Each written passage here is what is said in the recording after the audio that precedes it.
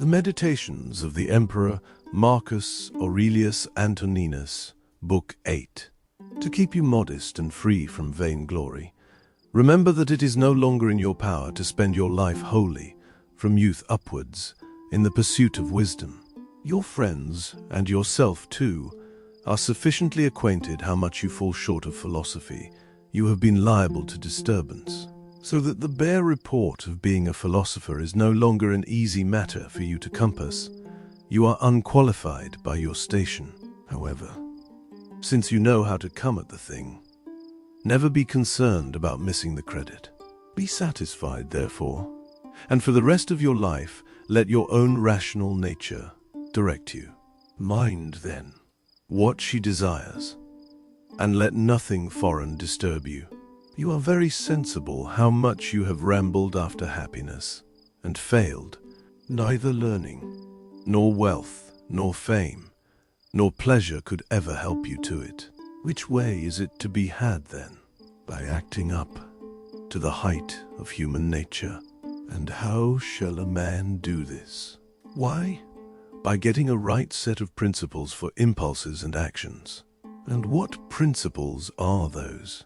Such as state and distinguish good and evil, such as give us to understand that there is nothing properly good for a man, but what promotes the virtues of justice, temperance, fortitude, and independence, nor anything bad for him, but that which carries him off to the contrary vices. At every action, ask yourself this question: what will the consequence of this be to me? Am I not likely to repent of it? I shall be dead in a little time, and then all is over with me. If the present undertaking is but suitable to an intelligent and sociable being, and one that has the honor to live by the same rule and reason with God himself, if the case stands thus, all is well. And to what purpose should you look any farther? Alexander, Julius Caesar, and Pompey, what were they in comparison of Diogenes, Heraclitus, and Socrates? These philosophers looked through things and their causes, and their ruling principles were in accordance. But as for those great princes, what a load of cares were they pestered with, and to how many things were they slaves? People will play the same pranks over and over again, though you should burst. In the first place, keep yourself easy, for all things are governed by the universal nature. Besides, you will quickly go the way of all flesh, as Augustus and Hadrian have done before you. Farther, examine the matter to the bottom, and remember that your business is to be a good man. Therefore, whatever the dignity of human nature requires of you, set about it at once, without ifs or ands, and speak always according to your conscience. But let it be done in the terms of good nature and modesty and sincerity. It is the work of Providence to change the face of things and remove them from one place to another. All conditions are subject to revolution, so that you need not be afraid of anything new, for all things are usual and equally distributed.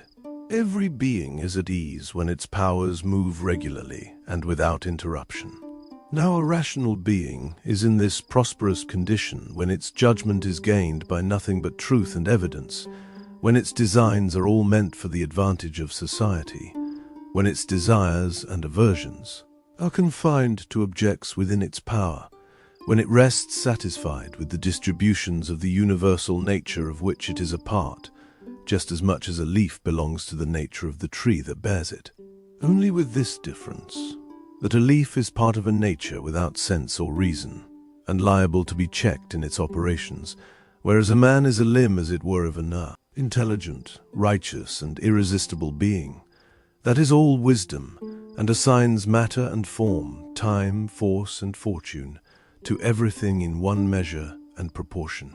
And this you will easily perceive if you do not compare one thing with another in every detail, but compare the whole of one thing with the whole of another. You have no leisure to read books. What then? You have leisure to check your insolence. It is in your power to be superior to pleasure and pain, to be deaf to the charms of ambition. It is in your power not only to forbear being angry with people for their folly and ingratitude, but over and above, to cherish their interest and take care of them. Never again let any man hear you censure a court life, nor seem dissatisfied with your own.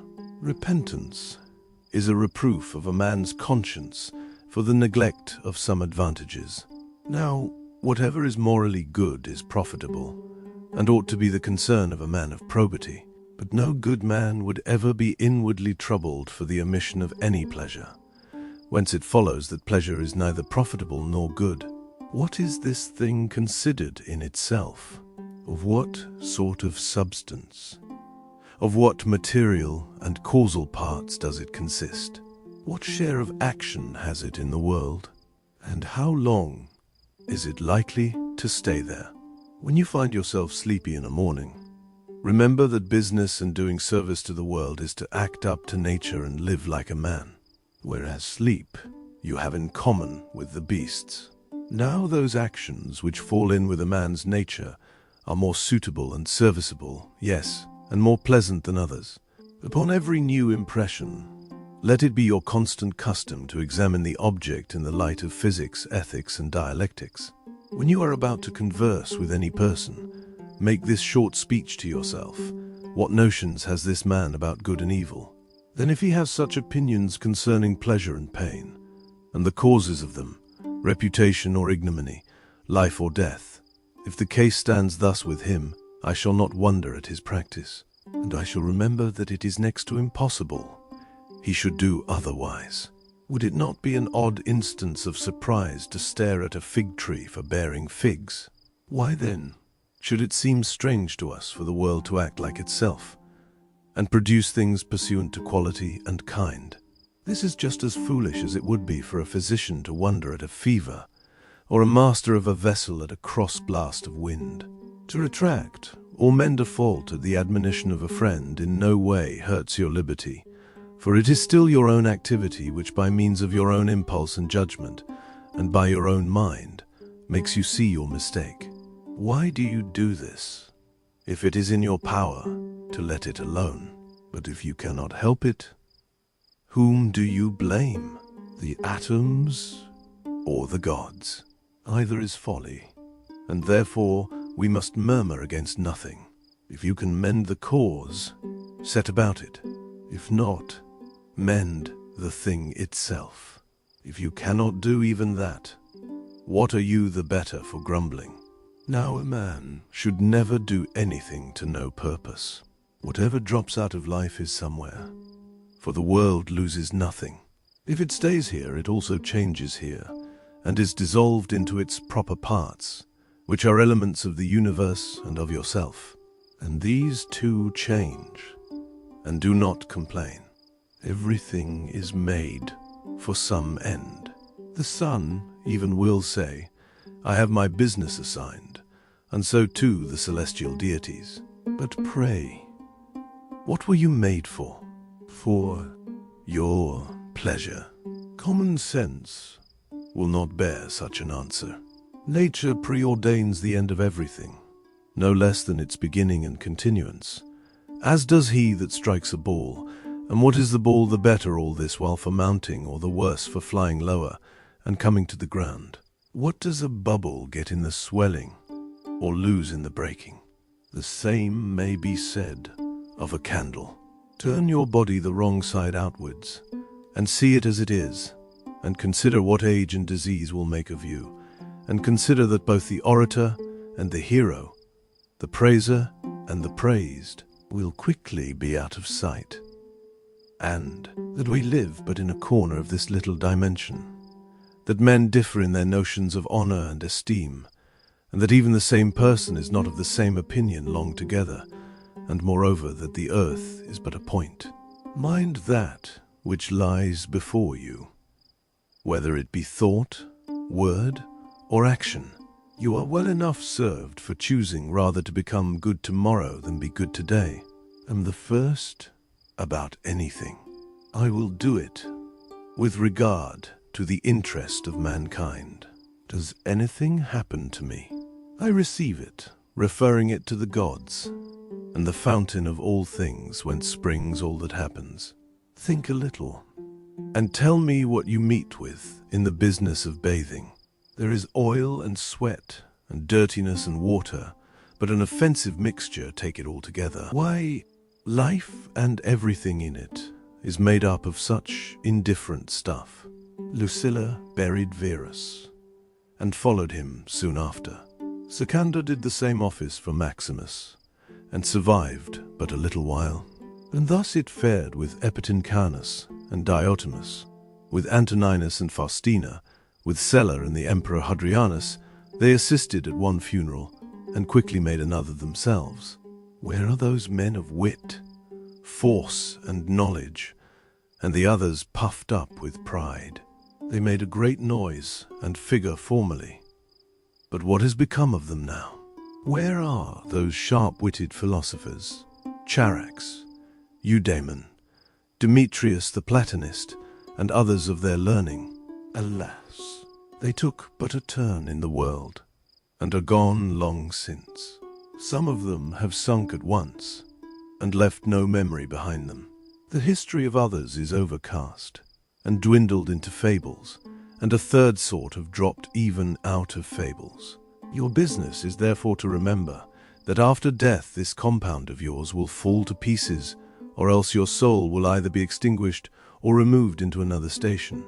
Satisfaction consists in doing the things we were made for.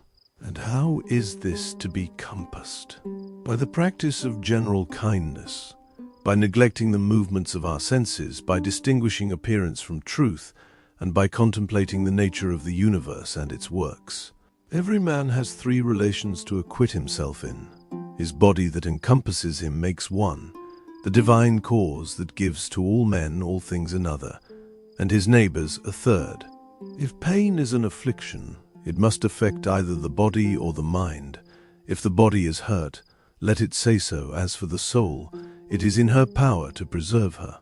Serenity and calm, by supposing the accident no evil, for judgment and impulse, aversion and desire, are lodged within, and then no mischief can come at them. Rub out the impressions of fancy on the mind, by continually saying to yourself, "It is in my power to make my soul free from desire or disturbance. I am likewise able to distinguish the quality of things, and make use of them accordingly. These are all privileges of nature, and ought to be remembered as such. When you speak in the Senate, or elsewhere, speak suitably, and without affectation, and let your discourse be always clear. Augustus' court is buried long since, his empress and daughter, his grandchildren and ancestors, his sister and Agrippa, his relations and domestics, physicians and sacrifices, his favorites, such as Arius the philosopher, and Maecenas, they are all gone. Go on from single persons to families, that of the Pompeys, for instance, and you will find the whole line extinct. This man was the last of his house, is not uncommon upon a monument. How solicitous were the ancestors of such people about an heir, and yet someone must of necessity be the last. Here, too, consider the death of a whole race. Guide your life towards a single course of action, and if every action goes its due length as far as may be, rest contented. Now, no mortal can hinder you from putting your affairs in this condition, but may not some obstacle from without interpose? No, not so far as to prevent your acting like a man of probity, moderation, and prudence. But perhaps my activity may be checked in some other way. It is no matter for that. As long as you are easy under the obstruction, and pass on smoothly to whatever offers, you have at once another opportunity for action, in accordance with this aforesaid government. As to the case of good fortune, take it without pride, and resign it without reluctance. If you have observed a hand or a foot cut off, and removed from the body, just such a thing is that man, as far as lies in his power, who is discontented with fate, and breaks off from the interest of mankind, or who by a selfish act has cut himself off from the union of nature, for by nature he is a part of the whole. But here lies the good luck of the case. It is in your power to set the limb on again. This favor is allowed by God to no other part of the creation, that what is separated and cut off should be joined on again. Consider, then, the particular bounty of God to man in this privilege. He has set him above the necessity of breaking off from nature and providence at all. But supposing he is broken away, it is in his power to rejoin the body and grow together again, and recover the advantage of being the same member he was at first, whence come all the powers and prerogatives of rational beings, from the soul of the universe. Amongst other faculties, they have this which I am going to mention. For as the universal nature overrules all mutinous accidents, brings them under the laws of fate, and makes them part of itself, so it is the power of man to make something out of every hindrance, and turn it to his own advantage. Do not take your whole life into your head at a time, nor burden yourself with the weight of the future, nor form an image of all probable misfortunes. This method will but confound you. On the contrary, your way is upon every emergency to put this question to yourself: what intolerable circumstance is there in all this? For you will be ashamed to assign particulars, and confess yourself conquered. Besides, you are to remember that neither what is past, nor what is to come need afflict you, for you have only to deal with the present. Now, this is strangely lessened, if you take it singly and by itself. Chide your fancy, therefore, if it offers to shrink for a moment and grow faint under so slender a trial. Do Panthea and Pergamus still wait at the tomb of Verus, or Chabrias and Diotimus at that of Hadrian? That would be absurd indeed. And what if they were there? Would those princes be sensible of the service? Granting they were, what satisfaction would it be to them? And suppose they were pleased, would these waiters be immortal? Are they not doomed to age and death with the rest of mankind? And when they are dead, what would the royal ghosts do for want of their attendants? Alas, all this ceremony must end at last in stench and dust. If you are so quick at discerning, says one, discern and judge wisely. I find no mortal virtue which contradicts and combats justice. This cannot be affirmed of pleasure, for here temperance comes in with a restraint. It is opinion which gives being to misfortune. Do not fancy yourself hurt, and nothing can touch you. But what is this? You. It is your reason. But I am not all reason. Very well. But do not let reason grow uneasy. And if any other part of you is in trouble, let it keep its concerns to itself. To be checked in the functions of sense and motion and desire is an evil to the animal life. That which hinders the growth or flourishing of a vegetable may be said to be an evil there. So likewise, to be cramped in the faculties of the mind is an evil to an intelligent nature. Apply all this to yourself. Does pleasure or pain attack you? Turn them over to your senses, and let them answer for it. Does anything cross your undertaking? Why, if you are positive and peremptory about it, the disappointment is really an evil to your rational nature. But if you consider the usual course of things, then no manner of hindrance or harm has happened to you. Indeed, no mortal can put a restraint upon the soul. Fire, nor sword, slander, tongue, nor tyrant can touch her, just as a sphere, when it has once come into being, remains a sphere. Why should I vex myself that never willingly vexed anybody? Every man has his particular inclination, but my pleasure lies in a sound understanding, a temper that never falls out either with men or accidents, that sees and takes all things with good humor, and puts them to the uses they are fit for. Make the best of your time while you have it. Those who are so solicitous about fame never consider that future generations will be much the same as the present whom they are vexed with, and they too are mortal. What then can the noise or opinions of such little mortals signify to you? Toss me into what climate or state you please for all that. I will keep my divine part content, if it can but exist, and act in accordance with its nature. What? Is this misadventure big enough to ruffle my mind and make it deteriorate? To make it mean, craving and servile, and frightened? What is there that can justify such disorders? No accident can happen to any man but what is consequent to his nature, and the same thing may be affirmed of a beast, a vine, or a stone. Now if things fare no otherwise than according to kind and constitution, why should you complain? You may be assured the universal nature has never laid upon you an intolerable evil. If anything external vexes you, take notice that it is not the thing which disturbs you, but your notion about it, which notion you may dismiss at once, if you please. But if the condition of your mind displease you, who should hinder you from rectifying your opinion? Father, if you are disturbed because you are not active in the discharge of your duty, your way is rather to do something than to grieve at your own omission. But you are under some insuperable difficulty. Then never vex yourself about the matter, for you have nothing to answer for. It may be you will say, "It is not worth my while to live unless this business can be effected." Why then? Even die, but take your leave contentedly, go off as smoothly as if you were in full activity, and be not angry with those that disappointed you. The mind is invincible when she turns to herself, and relies upon her own courage. In this case there is no forcing her will, though she has nothing but obstinacy for her defense.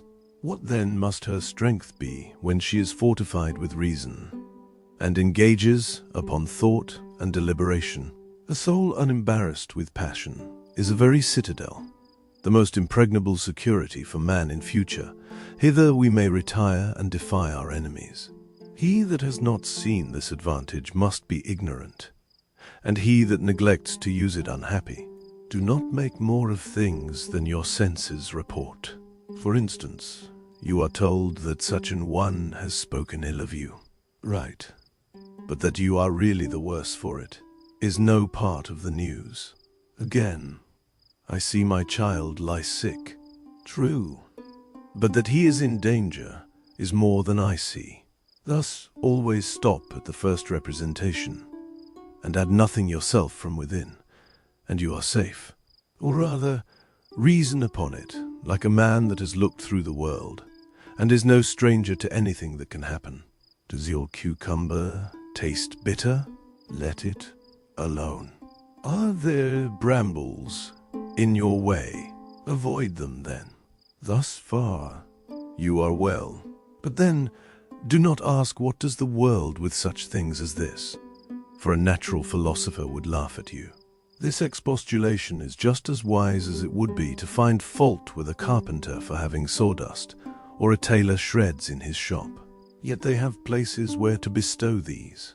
But universal nature has no place for refuse out of herself. But the wondrous part of her art is that though she is circumscribed, yet everything within her that seems to grow old and moulder and be good for nothing, she melts down into herself and recoins in another figure, and thus she neither wants any foreign substance or by place to throw the dross in, but is always abundantly furnished with room and matter and art within herself. Be not heavy in business, nor disturbed in conversation, nor rambling in your thoughts. Keep your mind from running adrift, from sudden surprise and transports, and do not overset yourself with too much employment. Do men curse you? Do they threaten to kill and quarter you? How can this prevent you from keeping your mind pure, wise, temperate, and just? It is much as if a man that stands by a pure and lovely spring should fall a railing at it. The water never ceases bubbling up for all that, and if you should throw in dirt or clay, it would quickly disappear and disperse, and the fountain will not be polluted. Which way now are you to go to work, to keep your springs always running, that they may never stagnate into a pool? I will tell you. You must always preserve in yourself the virtues of freedom, of sincerity, sobriety, and good nature.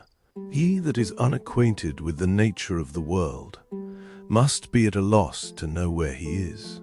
And he that cannot tell the ends he was made for is ignorant both of himself and the world too. And he that is uninstructed in either of these 2 points will never be able to know the design of his being. What do you think, then, of his discretion, that is anxious about what is said of him, and values either the praise or the censure of those folks that know neither where they are, nor who? What? Are you so ambitious of a man's good word, that curses himself thrice every hour? Are you so fond of being in their favor, who cannot keep in their own? And how can they be said to please themselves, who repent of almost everything they do? Let your soul work in harmony with the universal intelligence, as your breath does with the air. This correspondence is very practicable, for the intelligent power lies as open and pervious to your mind as the air you breathe does to your lungs, if you can but draw it in. Wickedness generally does no harm to the universe. So too, in particular subjects, it does no harm to anyone. It is only a plague to him, in whose power it lies to be rid of it whenever he pleases. My will is as much my own as my constitution, and no more concerned in the will of another man than my breath and body is in another man's. For though we are born for the service of each other, yet our liberty is independent. Otherwise, my neighbor's fault might be my misfortune. But God has prevented this consequence, lest it should be in another's power to make me unhappy. The sun is diffused and bestows itself everywhere, but this seeming expense never exhausts it. The reason is, because it is stretched like a thread, and thus its beams have their name from extension. As for the properties and philosophy of a ray, you may observe them, if you like to let it into a dark room through a narrow passage. Here you will see it move in a straight line till it is broken, and, as it were, divided, by having its progress stopped by a solid body, and here the light makes a stand, without dropping or sliding off. Thus you should let your sense shine out and diffuse, extended but not exhausted, and when you meet with opposition, never strike violently against it, nor yet drop your talent in despair, but let your beams be fixed, and enlighten where they find a capacity. And as for that body that will not transmit the light, it will but darken itself by its resistance. He that dreads death is either afraid that his senses will be extinguished or altered. Now, if you have no faculties, you will have no feeling. But if you have new perceptions, you will be another creature, and will not cease to live. Men are born to be serviceable to one another. Therefore either reform the world or bear with it. Understanding does not always drive onward like an arrow. The mind sometimes, by making a halt and going round for advice, moves straight on none the less and hits the mark. Look nicely into the thoughts of every one, and give them the same freedom as your own.